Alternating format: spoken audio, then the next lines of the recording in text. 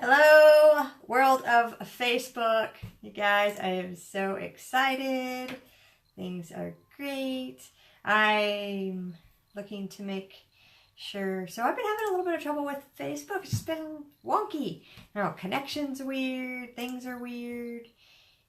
Can't get in the right place. So all of that is awesome. You guys, happy Monday. It's the first Monday of December. I am so excited to have you guys here and wonderful. It's beginning to look a lot like winter.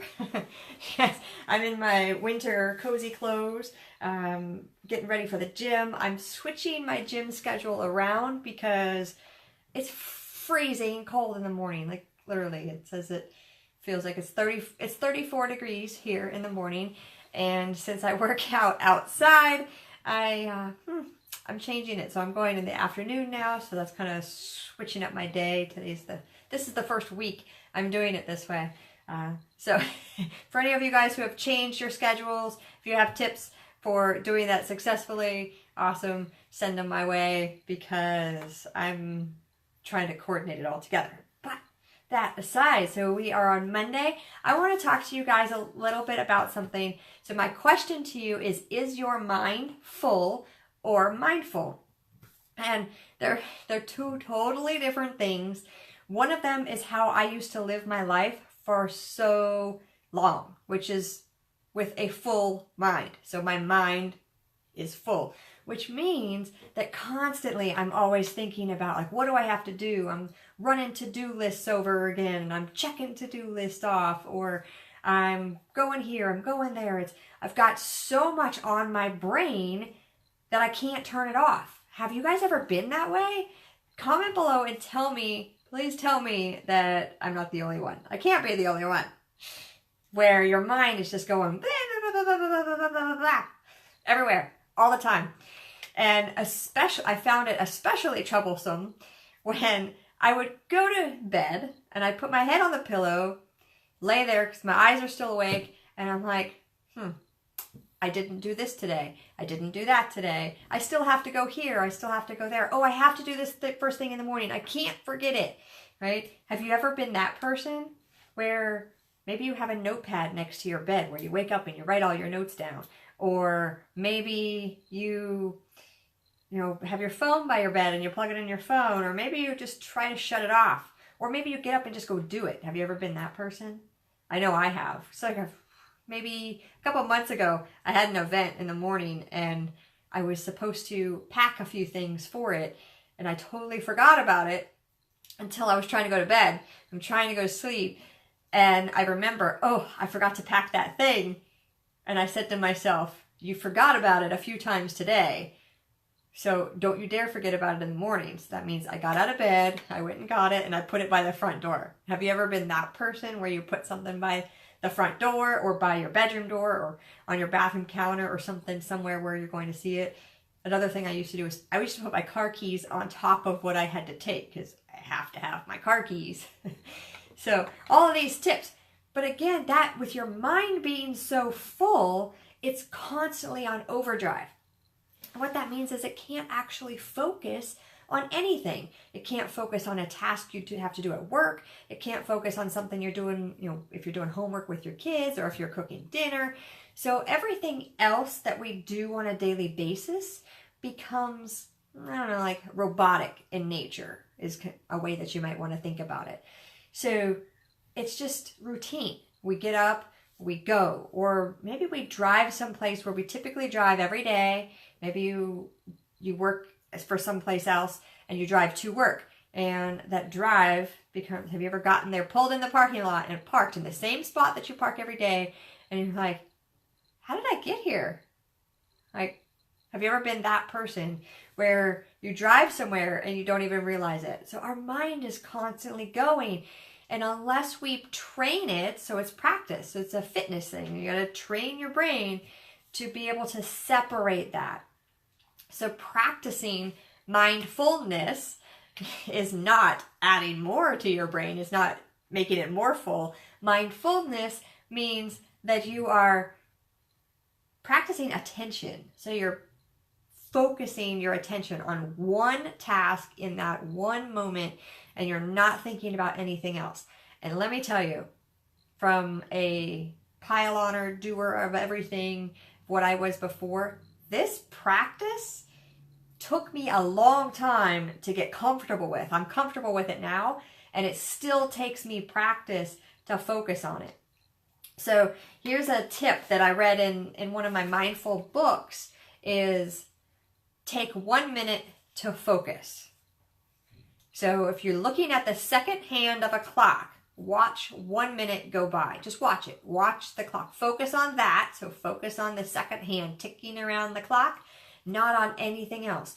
Don't think about what you have to do for work. Don't think about what you have to do to cook dinner or clean the house or all those other to-do list things that are going to be there. Focus your brain on one thing. So this suggestion is to watch 1 minute go by. So your task is to focus your entire attention on your breathing and nothing else for 1 whole minute. Can you do it? 1 minute goes by really, really fast. 1 minute just zooms on by. And a lot of those minutes go by when we're not really paying attention or we're not focusing on the task at hand. So situations that might come up that this runs in, maybe it's a situation for you, is have you ever gone to a restaurant and you see a couple or a family and they're not engaging in any conversations, but they are sharing, they're on their phones or they're playing video games or whatever the case may be.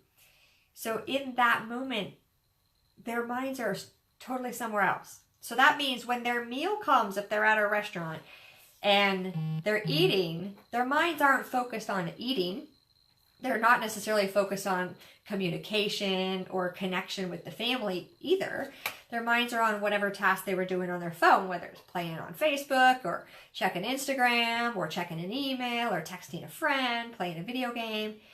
So their mind's on that. So now when the food comes and they're eating their food, they're not paying attention to the food. They're thinking about everything else.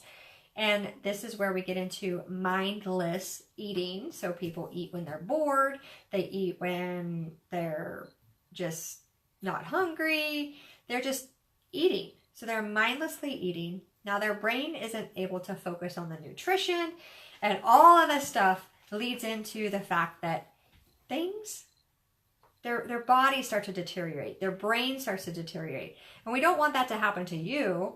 It was a tough challenge for me. So I'm going to give you an action step today. I love just trying to give an action step ideas of things that you can do to improve this. So try this. Try watching the clock for 1 minute, preferably a clock with a second hand so you can focus on that going around and focus on your breathing. Or you could set a timer on your cell phone for a minute and just sit there and just focus on breathing in and breathing out. What does it feel like when you breathe in? What does it feel like when you breathe out? How does your body feel? Do you feel relaxed? Do you feel tense? Where do you feel tense? And try to diminish that. So that's what we're going to work on, is improving mindfulness. And you guys, this came up as a topic because I'm running a 14-day health and wellness challenge. We just started on Saturday.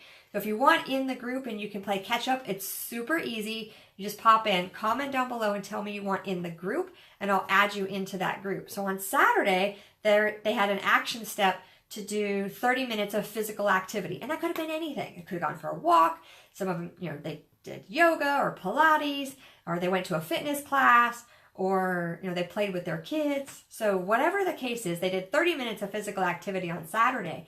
And then on Sunday, we practiced some meditation. And the stories coming in from this is just amazing so far. And we're only on, today we started day 3. And today we're focusing on healthy eating.